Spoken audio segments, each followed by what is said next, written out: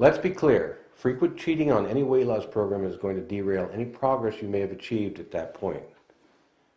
But a scheduled cheat day can have a positive effect, especially on a low-carb diet. Hi, I'm Dr. Keith. I'm a chiropractor in private practice for the past 26 years. And I'm Dr. Becky. I'm a college instructor of the science of nutrition.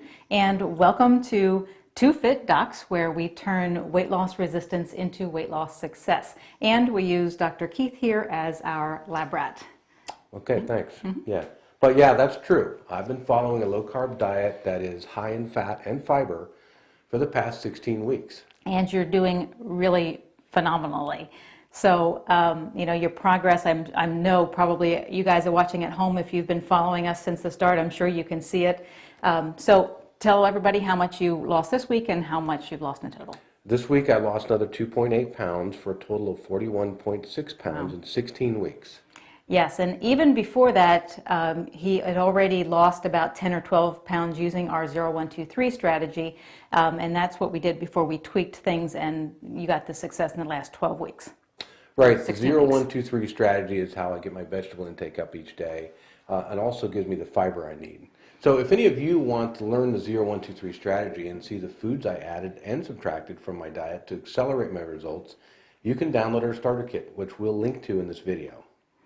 So your weight has been steadily dropping, and I think that we only had one plateau, I think, in the entire 16 weeks, and we covered that in a different video. But I guess we could argue that your weight loss has been so consistent because you have been so consistent with your diet. But now you're planning a cheat day, is that right? That's right.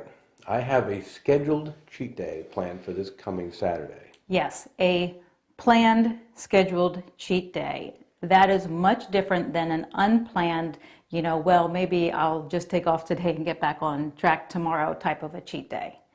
Right. Just throwing a cheat day into your low-carb diet because it's convenient is a bad idea, because then you find yourself giving in to every temptation that comes along. But allowing a periodic refeeding of carbohydrates can replenish your glycogen storage in your liver and muscles, and also pump up your metabolism at the same time. Right. And I would add that having the ability to plan ahead and schedule a day without eating rules is very freeing mentally, and that can have a positive effect and allow you to get through the tough times where you can just say no thank you to the temptations because, before long you know that you can have whatever you want. Yeah, I've had this cheat day planned for about a month now, and I'm really looking forward to it. And I'm to the point now where I don't want to give in to any temptation because I don't want to ruin my cheat day. Right. Now, you mentioned that you've had this upcoming cheat day planned for about a month now, and I think that's an important point. Keith has been strictly following his diet for 4 months, and this coming weekend will be the first time he takes a day off. Right. So I've been low carb, very low carb in fact, and conversely high fat and high fiber for 4 months now. And I am feeling fantastic, but that doesn't mean that I don't miss some of the foods I left behind. Right. Now, something we've been seeing a lot since you've started this weight loss journey of yours is these low-carb desserts, but you avoid them. I do. I purposely have avoided the low-carb dessert recipes because I wanted to get away from the psychological craving of sweets, and fooling myself with manipulated dessert recipes kind of sounded counterproductive to me. The feeling of being deprived and craving certain foods has doomed me in the past, so I was determined to do things differently this time around. Yeah, so you look at these low-carb desserts as kind of a slippery slope. Right. I plan on being on a high-fat, high-fiber diet for the rest of my life, so I don't want to invite in any temptation. Right. But that doesn't mean that cookies and birthday cake and things are completely off limits. Well, right. You're still going to want to have those things from time to time, but I do have to qualify this with some very important considerations. Number one, I have not had any sugar or high-carb food for 4 months. So my metabolism is highly adapted to a high-fat, high-fiber diet, and I think an infrequent intake of junk food should not affect my long-term goals. And number two, I fully understand that this is a pre-planned event, and I have also planned out the 1 to 2 days following. So my cheat day will not just happen whenever it seems right. It is structured to allow my body to get right back into the fat burning mode within the next day or two after my cheat day. Right. So I know from living with you that you have been planning this cheat day for quite a while now, and you know exactly what you're going to be eating. Yeah, I have it all planned out. Right before I began my high-fat, high-fiber, low-carb diet, one of my patients came into the office with a Girl Scout cookie order form, and I bought 4 boxes. Right. And the day they were delivered, I locked them in my gun safe, and they've been there ever since. And they are coming out this weekend. Right. Well, the Girl Scouts of America would be very proud to know that. Well, I certainly hope so. Yeah.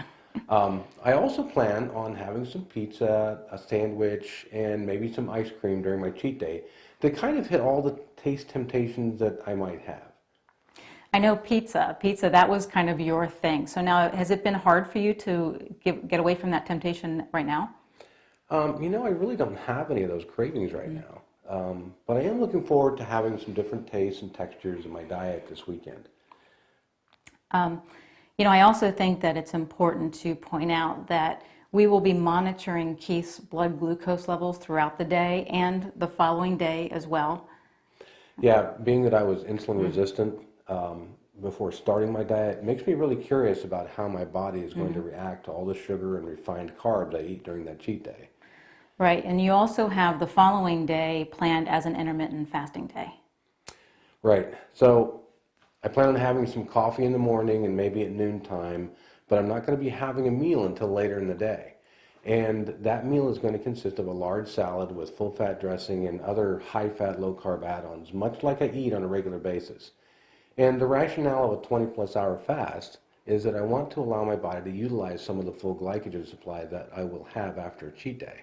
Right, so you'll be giving your body time to get those carbs out of your system so that you can get your insulin level back down again.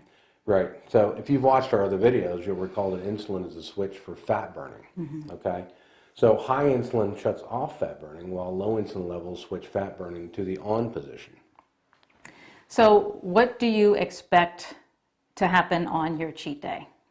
Well, I expect it to be really fun, but I also expect to have a terrible night's sleep, some indigestion, and a generally crappy feeling the whole next day. I don't doubt that.